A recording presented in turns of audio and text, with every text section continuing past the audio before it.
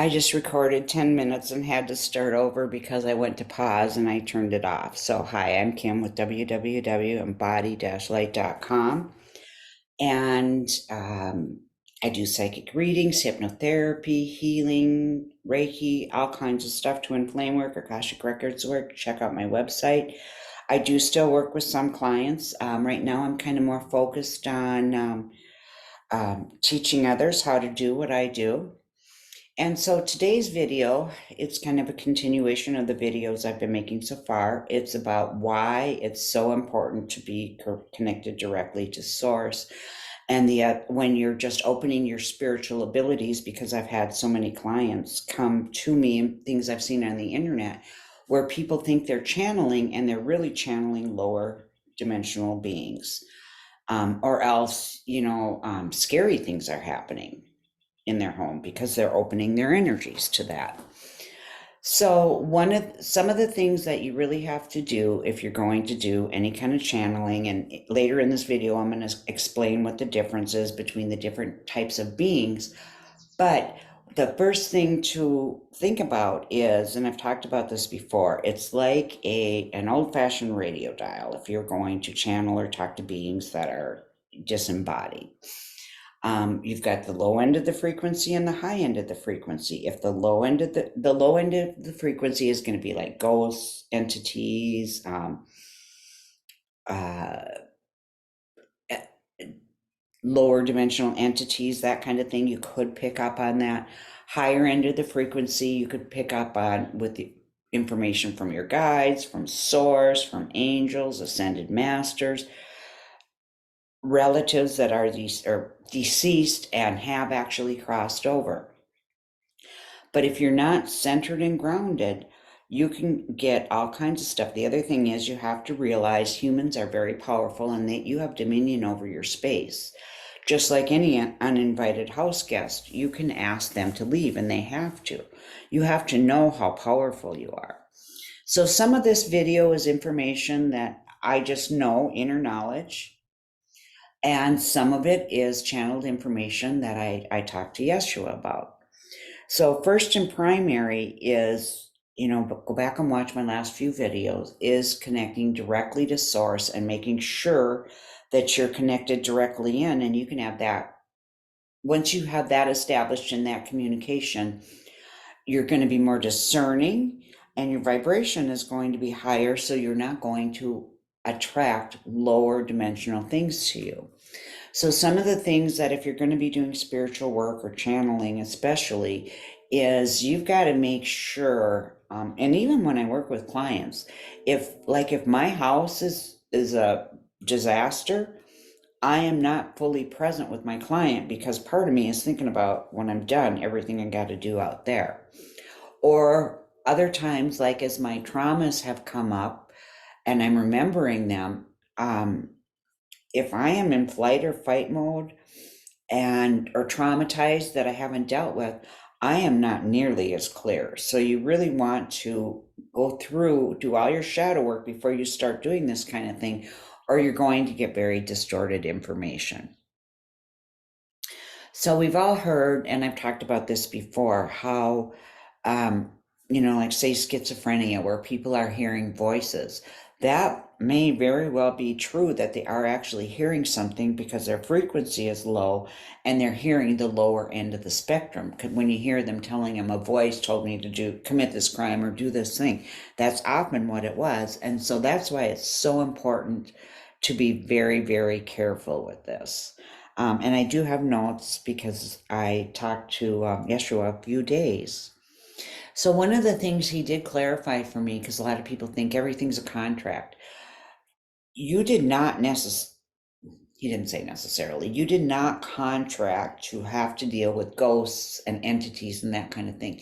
You may have come into a lifetime where there was a potential for that and you learned to take your power back, but it was never a contracted thing that you were supposed to do this. It's usually something that you have invited into your life. Either whatever you're fascinated on or focused on, you're going to draw that to you. So it can be those things. So let's see what else. And the lack of realizing how strong you are and not protecting yourself. So one of the things I do to protect myself is I have a selenite tower and a piece of black tourmaline in every corner of my house and under every bed. It helps tremendously. Um, I've given those to all my kids. They're under all my grandkids' bed. It does really make a difference. So that's one of the things that I do. We all know what the spiritual practices are that you need to do to keep yourself safe. So I'm looking at my notes here. Another thing, I'm going to talk to you about how you can tell if it's a fourth density being or what, but another thing that I'm going to tell you is if you are a person with poor boundaries and you let other people run over you, that kind of thing, or you have poor boundaries with other people, if you don't have your boundaries, you should not be doing this kind of work, not until you learn how to take your power back and establish appropriate boundaries. Because if you don't have good boundaries, you can't really enforce good boundaries with disincarnate beings. So that's one thing. I'll hear people who are channeling and think they're channeling their spirit guide or something, and then all of a sudden their spirit guide will tell them some screwy thing. Like, well, I used to be so and so, but now I've changed to this. Just like stuff that makes no sense, or they'll tell them something scary. If you're communicating with a fifth dimensional being or higher, it's always loving, consistent, positive, and sometimes speaks in third party terms, second or third party terms. Like they'll say, oh, what would an example be? Like if I'm thinking of to myself, oh, I should remember to do this thing I was going to do today, go call a friend or meet with a friend or whatever. That's coming from me. But if it's coming from an external source, you're probably going to hear, you might want to consider this, or this would be good for you. You should check this out, that kind of thing. And they usually don't say should either. So, what are the different kinds of beings that we can connect with? First of all, one of the things that a lot of people want to do is mediumship. They want to talk to people that are crossed over on the other side. Well, several things go on with that. For one, when somebody crosses over, that doesn't mean they're immediately enlightened. One of the beings that I have communicated with had some horrendous abuse in this lifetime, inflicted by a family member, and he needed help on the other side to get over that. He didn't just cross out of his body and magically everything was fine. No, he had to have some help to come into understanding and forgiveness with that. So you don't know always exactly where a deceased loved one is on their journey. And you don't know necessarily that you're going to get accurate information from them. You should be able to tell, but some people are so fascinated by it and desperate to hear something, they'll take whatever they get. And so they've opened themselves to this energy and they just keep getting all kinds of strangeness in their lives. I do know a few people like that. So the other thing to consider when somebody has crossed to the other side, they're not just sitting around on a cloud all day. They have other things they do. I mean, you could read like Sylvia Browne's book, The Other Side and Back is one of them. There's several of them where they tell you what they're doing on the other side. They're going to seminars, they're going to concerts. Some of them work with us here. Some of them go home and then they train to be a spirit guide. And as far as home, I'm talking about heaven, the other side, because that is our true home. So we got the deceased loved ones. Then we've got the spirit guides. Let's talk about them. Spirit guides are people that have lived other lifetimes. So they have more of an experience with Earth. And because when you're communicating or getting information from a spirit guide. And I'm going to tell you the difference, how you recognize what's from source, what's from guides, and that in a minute.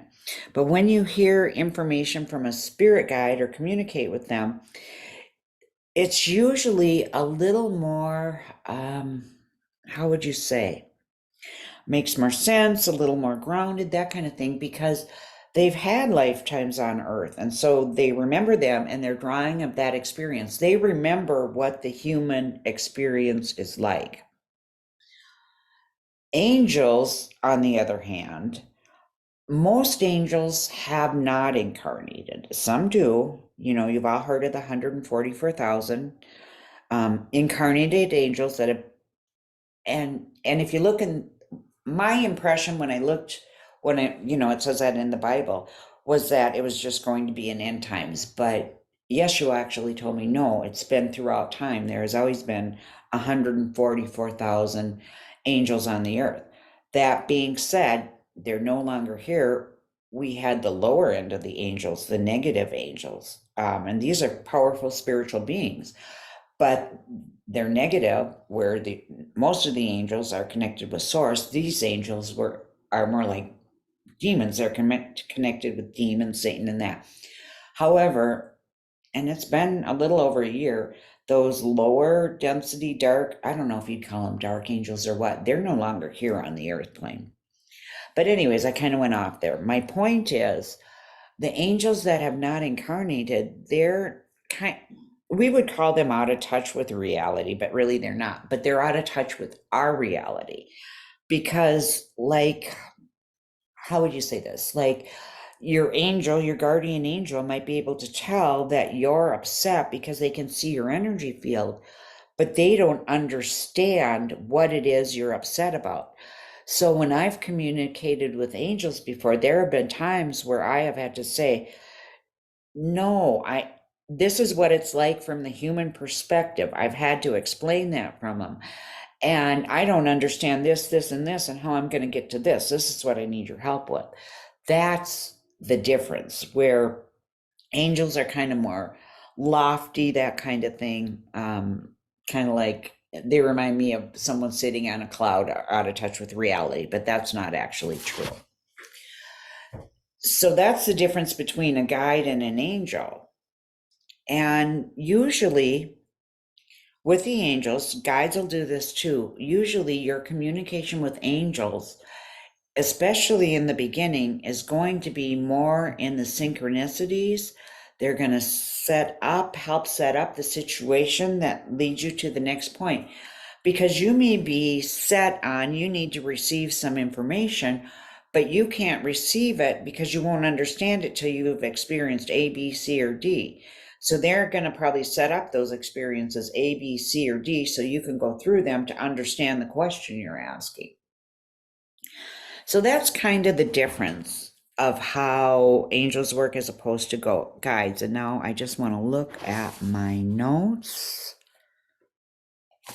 Okay, so that's what I got there so far.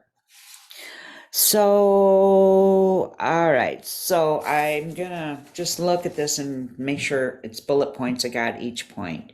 So if you're actually connecting with a deceased loved one who's fully crossed, a lot of the communication you're gonna, first of all, understand when somebody is crossed over, they're not in some faraway place, millions of miles away. They're in another dense dimension. I get the words mixed up between dimension and density. Dimension's a location. Density is more of an energy consciousness thing, I guess you could say, and I hope I'm not mixing those up. But anyways, back to my point. So they're just another octave above us, you could say it that way. Dimension or density. And so, like, if you've ever seen or heard of ghosts where they're like 3 feet above the ground, that we're capturing their image, that's why, because they're in that other density. Now, those ghosts are not in the same density as someone who's crossed over or an angel or a guide, but they're not that far away. And so anyone who's in your family, You're always connected energetically. So you can, anybody, it doesn't matter who you are, you can always connect with them. And most of the time, if you're not practiced at it or good at hearing spirit for the time being, it's going to be memories that come up. That's how you're going to know they're around. And then you can start talking to them. You don't have to say it out loud, but you can, because they can understand you telepathically. It's going to be the memories. You might smell their favorite perfume. Your lights might flicker. Those are the kinds of things that you see happening with deceased loved ones. Now, the other thing, I'm going to talk about angels here and guides, communication. And as I said, with the angels, it's mostly synchronicities. And this is the other thing. I'm just going to ask again because I didn't really believe it when they told me this. Is that true? That, because what they told me was that, yes, people can communicate with angels, but the 144,000, the people who are actually angels, they are the ones that are really proficient at communicating with angels. But even them, the ones that are walking angels on the earth, it's not as clear as you would think. It's not quite just that easy. Oh, Archangel Michael, what did you say? It's not like that. So, let's see. An angelic soul could communicate with a council of angels, and some do. They'll petition the council, that kind of thing, to help make changes in people's life. And like I said, they're more removed from the human emotion and drama. Guides, they're different. They've had human lives, and they will come in and out of your life as needed. So say you're working on a certain project that's new to you. Maybe you're going to school or you're starting a new business, whatever. You're most likely going to have angels that, or guides, I should say, I'm talking about guides now, that are actually specialized in that area.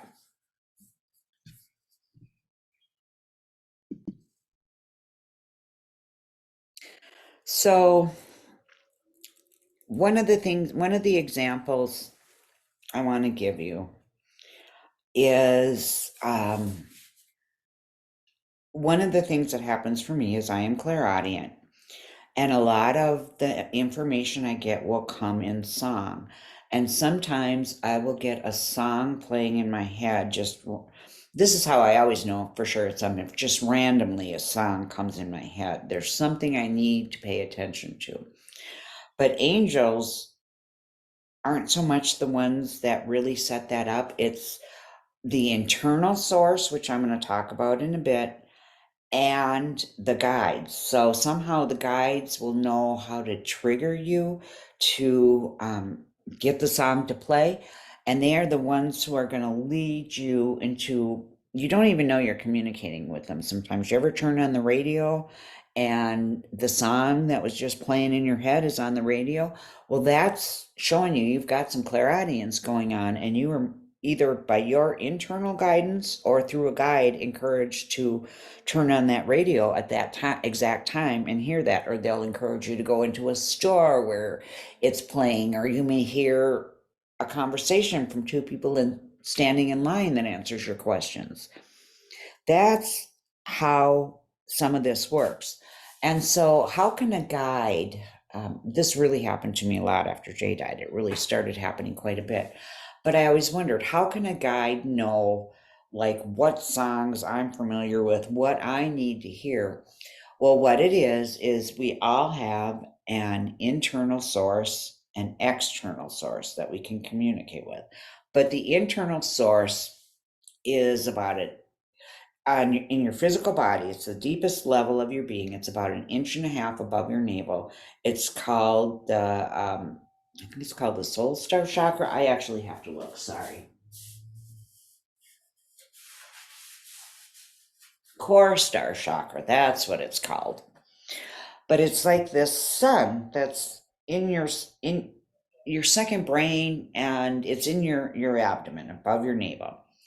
And so if you've ever been meditating and your eyes are closed and maybe you're in a dark room or not that lit up, and all of a sudden your inner vision it's just very bright.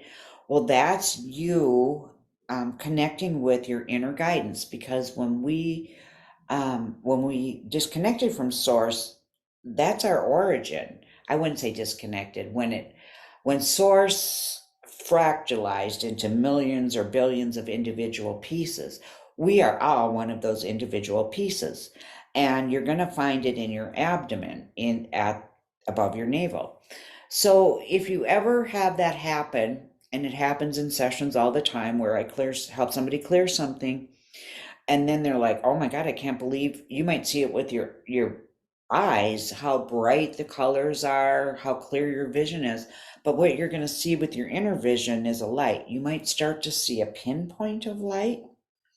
And if you watch it, it grows larger and expands. And it seems like it comes from the center of your being, because it actually does. So, one of the things you can do is when you see that light and start to notice it, start communicating. The first time, I mean, I'd seen it before, but I didn't know what it was. And the first time I had an inkling of what it was, I said, at the time I used the word God, but now I use source or creator, because there were multiple demigods. Anyways, so I asked, is this God? And when I did that, that light that I was seeing with my inner vision got brighter and it started pulsating and getting bigger. And so when you start out, if you doing your communication with your internal source and asking questions of your external source, when you see that light, start communicating with it and start practicing. You'll get more and more proficient. So there's the internal source that, I'm going back to the song thing. I'm still talking about it. The internal source is the part of me that recognizes what information I need, and it's able to go through my database or whatever you want to call it, that I have memory of everything I've seen, heard, whatever, and it will make that connection. That's my internal source that does that part. The external source is a being that I will communicate with at times when I've had it where it's really profound information, but like I had a situation with a person that was really very devastating to them, and they couldn't move past it, and we couldn't get the information in any other way. So I connected with source and got this information. It was involving another person. It was actually a child of hers, and it was very, very painful for her. And what we found out was, it wasn't because mothers always carry the guilt, I must have done something wrong. It wasn't what this mother had done wrong. It was something that this child had done, who is now an adult. But the child was not able to face and deal with the consequences of that action. And so all of what was going on between that mother and daughter was, it was a deflection on the child, from the child to the mother, because she couldn't think about and face the part of her life she couldn't face, and she somehow found a way to blame her mother. Well, once the mother realized that, because the mother was just getting to the point where she was just fed up and couldn't deal with the child, was just avoiding her because she was being so mean. But once the mother understood that, forgave it, understood it wasn't all about her, and got rid of some of the guilt and shame, finally, then things started to shift with the mother, because, and the daughter, because the mother changed her energy to the point where, no, you take accountability for what was yours, I'll take accountability for what was mine, and we'll move on. And they finally did move on, and they had a healthy relationship, but it was so painful in the beginning. So that's kind of the difference between the internal source and the external source. I'm going to keep going through my notes. I might have some more examples here, and I do. We'll just talk about this right now. So I walked around for a couple days, and I would suggest everybody do this with a pen and paper. And everything that happened, you know, intuitively wise, I would try to discern, okay, is this coming from an external source, or is this coming from my internal source? And it really was kind of interesting. So one of the things I'm going to tell you about, and I've talked about this before, I got to put this little ring up here. See, this little ring has got the tiniest little diamond in it. Well, one day I was cleaning my house and I looked down and the diamond's gone.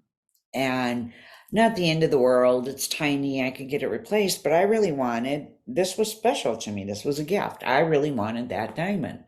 So I thought, well, I'm going to meditate. I had just gone to school for hypnotherapy. It was a long time ago. And one of the things that you can do with hypnosis is find lost objects. And so I'm doing that self-hypnosis meditation thing, and I'm thinking an image is going to come up of exactly where it is. Well, nothing happened. I was really kind of bummed. So I thought, well, I'm just going to go do yoga. And at the time, I always did it on the carpeted floor in my bedroom. Most of our floors are hardwood. And I put my hands down like this. Here's the floor, here's my hand. And I was just kind of meditating for a minute before I started. When I looked up, the diamond, my finger was almost touching it. So, what was that? Internal source or external source? Did a guide tell me that I didn't know to go in your room, sit on the floor in that spot, put your hands down, and you'll find it? No, that was my internal source. That was not anything external. Internal source can talk to you. I'm just going to tell you another thing. This part-time job I've had is just, it potentially could suck the life right out of you. And I have to have firm boundaries and make sure that I'm only committing to what I can do. And, but they were just so short-staffed that I was coming in and helping them all the time and kind of neglecting all of this work and my other things I do at home too. So I knew it wasn't in my best interest to do that, but I just kept doing it, kept doing it, kept doing it. Well, 2 weekends in a row, I wasn't working weekend one, weekend two. I would have one weekend off, but not in between. But now I've gone on call, so I work a lot of weekends, but I just work the ones that I can. But so anyways, so I knew I had to make the change, but I just wasn't listening. I was putting other people's needs ahead of mine, because you really have to take care of yourself before you can efficiently take care of other people. So I'm just kind of ignoring it, thinking it'll get better, it'll get better, it'll get better.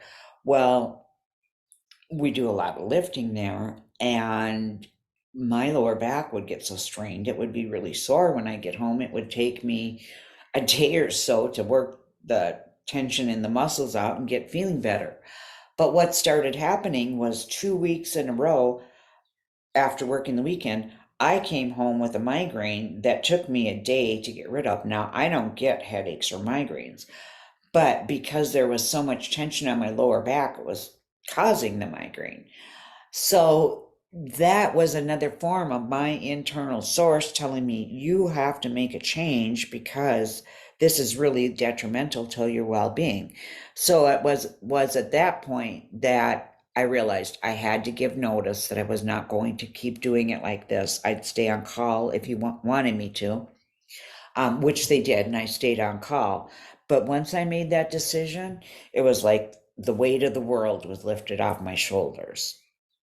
Another thing when I'll tell you about is when, because I had had some extreme, and I've talked about it before, I'm not going to go into it now, but some very extreme childhood abuse that started in infancy. And it went at least till 18 months, till we started, well, because my brother was getting it as well, till I started getting at the age where I could possibly verbalize what was happening to me. Then it stopped. But anyways, so for many, many years, I didn't even find out the extent of what happened. I knew some of it until my brother was dying. That was about 2.5 years ago. And that was the biggest trauma. That was the part of the big piece why I wasn't advancing as far as I wanted to, because I didn't remember that trauma. You have to remember it, bring it to the surface, and deal with it. But so it did start happening. I would have and this was from my internal source. I'm going to tell you this example is really clear. What was the internal and what was the external? So I've always been, I guess the word is a cognizant dreamer, where when I'm dreaming, I will try to interact and do different things in the dream. Like just one example, I'd always have this dream, and this was from Past Life Memories of Atlantis, where we'd be driving along because I actually was in that lifetime in Atlantis, and we got away in a boat, but my baby sister fell out. It was a mess. Anyway, so we're driving along, and all of a sudden we come and the road is flooded. And that dream would be just a panic. I didn't realize it was a memory from Atlantis. We weren't in a car, we were in a boat. And going around clover leaves, because in Atlantis we turned around a corner and a big wave came, and that's when my sister got knocked out. Going around clover leaves when I was a little kid, it was just a panic. I had no idea what any of that was. But anyway, so I started having dreams. And I started having dreams of the trauma once I'd realized that I had been repeatedly strangled and shaken baby syndrome. And so I started having dreams. First of all, the memories started coming up just by hearing about it and hearing about something that happened to my brother when he was alive recently. That triggered the memory, and the memory started coming up. But I didn't have the full extent of it, I didn't remember it all. So I started having these dreams. In one of the dreams, I'll tell you. Um, I'm dreaming I'm sleeping and I'm getting slapped in the face and slapped on the body. And over me, placed over me, if you've ever seen those kitchen towels, we used to call them dish towels for drying dishes, but they're like a thin linen.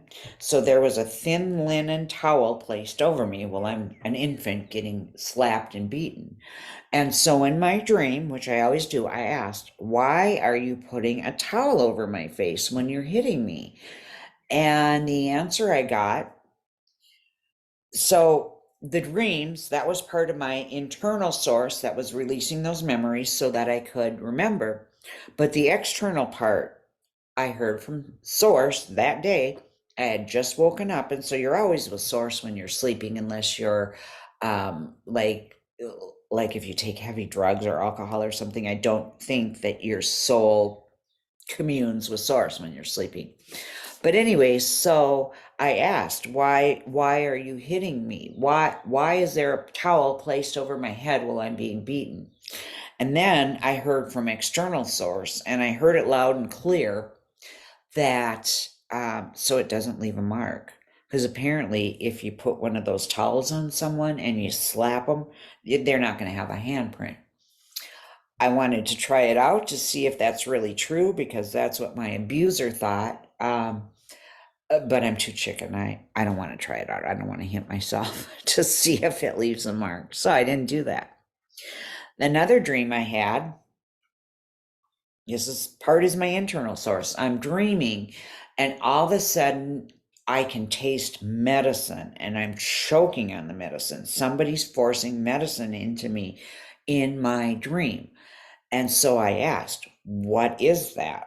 What am I choking on? And I heard loud and clear, this was from source, a voice said phenobarbital. Okay, so go back a little bit.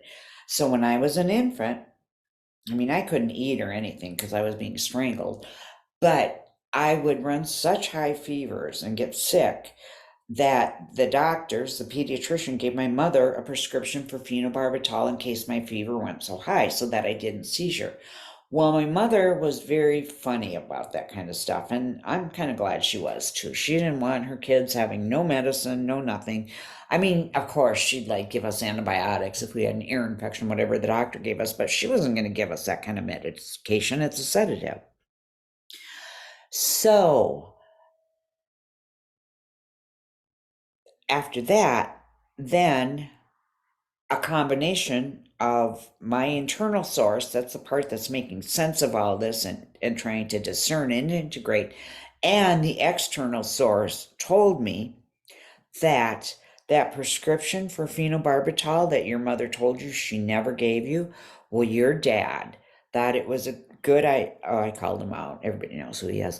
Thought it was a good idea to give you that at night so you would sleep. Well, obviously, a baby is still going to wake up because they're hungry, and especially a baby that can't swallow because she's strangled every day is going to wake up hungry and cry again. So he would, in addition to the beating and the strangulation, he started drugging me with phenobarbital, thinking I would sleep. Then, after that, and I had no inkling of this, source also told me it wasn't just alcohol. Once, because they're not going to give an infant a big bottle of medicine, probably a little tiny bottle. Once, probably like maybe 30 doses in it, I don't know. Once that was used up, and there was another word I wanted to use, I'm trying to be good, he decided alcohol would be a good idea. So then he started drugging us with alcohol. Well, my poor brother was a severe alcoholic. Well, now I know why. Because he was fed it from day one on to keep him compliant by some obnoxious person. And that explains to me, I can't stand people who are consuming alcohol. I can't stand the smell. It's the most disgusting, repulsive thing. And I'm thinking, well, some people just don't like it. Well, no, it was way beyond that because I had to smell that from some person who was beating me. So those are some of the ways you're going to be able to tell between the internal source and the external source. And like I said, I would walk around with a sheet of paper. This is if you want to. And every inkling you had was this internal source, external source. Another really simple thing happened the other day, and this was my internal source. I'm going to explain this to you. I had my sunglasses on. I was out in the garden. And then I came in the house and did some stuff. And then I wanted my sunglasses. I was going to go for a walk or something. I'm looking everywhere in the house, out where I sit in the garden. We've got like a love seat out there in a shaded area that I'll sit and have coffee or do writing or whatever. I'm looking everywhere. And I couldn't find it. I'm like, where did they go? And I came back in the house. All of a sudden, an image in my mind, like a vision, but it was something that had just happened. I have a planter box with herbs in it. I was over there trimming my herbs, my basil and stuff, and I took my sunglasses off, put them in the planter box. Well, I'm in the house and all of a sudden I see them inside the planter box. I have a vision. That's my internal source. Another example of my internal source, I was with my husband, we were shopping, and as usually happens, I lost track of him. And I'm going, oh, where is he? We gotta go. Where could he have possibly gone? And all of a sudden, I got a picture in my mind that he was in a certain aisle looking at a certain product. I don't know, it was something guys like, whatever it was. I don't remember what it was. So I went right to that aisle and there he was. Otherwise, I'd have been searching for him for half an hour, 45 minutes. We'd be missing each other. So that's my internal source. Also, what I found out, and I think I mentioned it in the last video, your chakra, your soul star chakra, that is your internal source. That's that's who you are now, who you always were, and who you always will be.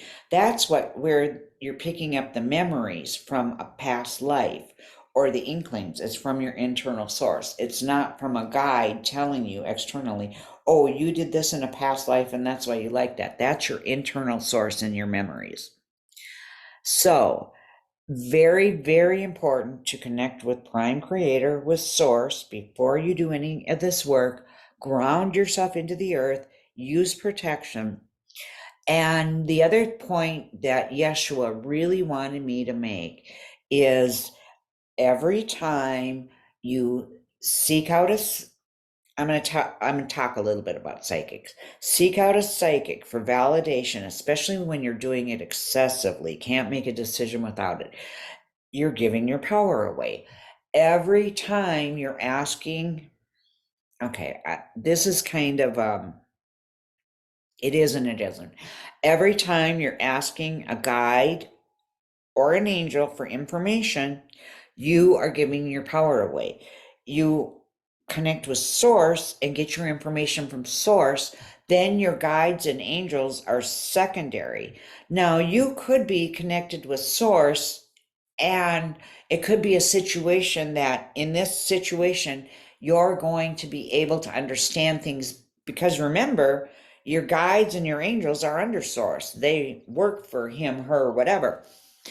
But every time when you're seeking out that validation from other people, even guides, turning to them for everything, oh, what should I do? Should I turn this way, that way? You are giving your power away because you're not connecting with your internal source. Remember what Yeshua said, for those who follow Yeshua, that these things that I have done, you will be able to do much greater things. So we are incredibly powerful and we need to quit giving our power away.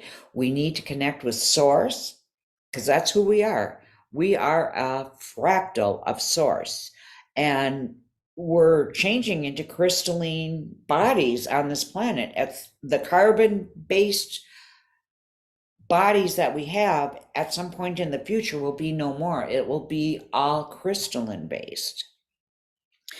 So the thing about psychics, and I wrote this out, this is exactly per Yeshua. Psychics and healers should be a reflection of your higher self. And I'm getting so many goosebumps when I speak this. They work from a unity or oneness perspective where there is no hierarchy. And the reason that's important is because a lot of people who go to psychics and mediums, whatever, they think they're above them. That's not true. They're on the same playing field as you. They may have done more of their spiritual homework, but there is no difference. You are not below them. They are not above you. You are not above them. They are not below you.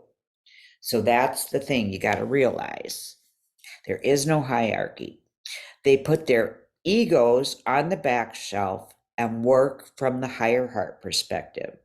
They must possess, and this I found this a little ironic. I was being shown a card, the Queen of Spades. And he said they must possess the Queen of Spade energy in the draw. What are you talking about? Well, so I looked it up. So that was external source telling me, and then I'm going to use my common sense, my brain, to look it up and research it. What is the meaning of the Queen of Spades? And they're seen as wise, nurturing, but use discernment. Like any mother, they recognize when her child or her client or his is at approaches a stage, and is this something they need to go through, or is this something they need more information on? They're just not going to hand you all of the information. They're going to help you to move through it step by step. That's what you want to look through. They'll hold you accountable and have you teach you responsibility. It's like a parent. And a child who's studying for a test at school. You don't go find out all the answers and write it on their hand for them. You teach them how to find their own answers. You teach them how to study. You might help them with memorizing it, whatever, but you just do not just give them the answer. And most psychics have appropriate boundaries where, I shouldn't say most, the ones Yeshua is recommending, where they'll maybe set it up where if I'm receiving information, I only want the information that I am meant to know at this time and that the client needs for me to help them move forward. I do not want a whole bunch of information that's going to confuse things and maybe distract the client and put them on, because maybe they had to take step A, B, C, and D, and that's what they've laid out with their higher self and with their guides. Well, I tell them about something that's step D. Well, they're going to want to skip A, B, C because they're all excited about step D. So most, not all, probably will not even get that information that far out. They're just going to get the next step. They're there to guide you and help you. Another thing is someone that keeps you coming back and coming back and coming back for every little problem. That would be a sign of somebody who's not working from the higher heart and integrity. Because a good psychic or medium is going to discourage that. They're going to encourage you to find it on your own. Now, you may be in a situation with someone, and maybe you are doing weekly sessions or something, and you're working on your spiritual growth. You're taking one step at a time. Okay, now this week we got to go in and we got to find where you've lost your power. Next week we're going to do the forgiveness work. Next week we're going to do this. It could be a situation like that, and that's appropriate. But it's not appropriate for them to keep calling you back, or to keep encouraging you to keep making appointment after appointment after appointment for things that you can do yourself. So I just want to glance at my notes, and I think I've covered it all. So again, I'm just going to cover this very briefly, like I did in the last video I made.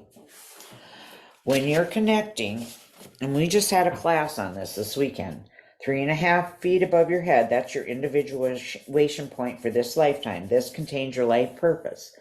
Then down here is the seat of your soul, kind of in the upper chest. That's the your higher heart. This is where all of the passion and everything you need for your life purpose is contained in here. Your Tantian, that's an energy point right here. That connects to the molten core of the earth. And so when you make this connection, you're connected with source. You bring this energy down into the Tantium, connect into the molten core of the earth, bring it back up. You've centered in source, and you can just practice that as often as you can. This is your core star, and this is mainly what I was talking about. If you could see it, this is what it looks like. It's normally not this big and the same with this. When you meditate or are doing spiritual work, they will grow larger and larger. Okay, so with that being said, I love you all. Have a blessed day. Again, my website is www.embody-light.com. Please hit the like and the subscribe button. I will probably be doing more sound videos and guided meditations. I've got one coming up I'll be releasing soon, but I'm making them a little bit more professionally. So a video can take me 6 to 8 hours to make it. It can be kind of hard because you got to do the sound recording, maybe record 2 tracks, and then you got to put it, because I'm using GarageBand, then I got to put it into iMovie. It takes a long time to download or upload, whatever you call it, onto YouTube. Oh, back to YouTube. I wanted to mention something before I close. So I can't believe I almost forgot this. My last video I made was a sound recording. I believe it was called Direct Connection with Source, or the Hairline Alignment, something like that. Well, I'm trying to upload it, and YouTube is trying to give me a copyright strike. And all it is tones and frequencies. What they wrote on there was it was like a 45 or 70-second segment that they said I could cut out because it was a copyright infringement. They would do it for me. I've got the original though. And so what it was is that frequency was so high, it was actually a frequency where you connect with source. They had me cut it out for YouTube. But if you want the initial recording, email me, I'll send it to you. Anyway, so what they wrote on the copyright thing, because all it was singing bowls, that they said it was a C sharp, which it was not. It was a B sharp. And they said that was copyrighted. But then it was either Japanese or Chinese writing, the explanation. And of course, I couldn't understand that. I wish I would have taken a photo screen of that, because I understand you can look up the characters. There's somewhere you can go online to figure out what they were saying.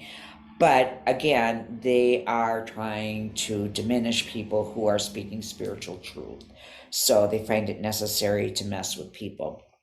So I don't know. If I get to it, I might put the original version on Rumble. They don't do quite the same shenanigans as YouTube, I think.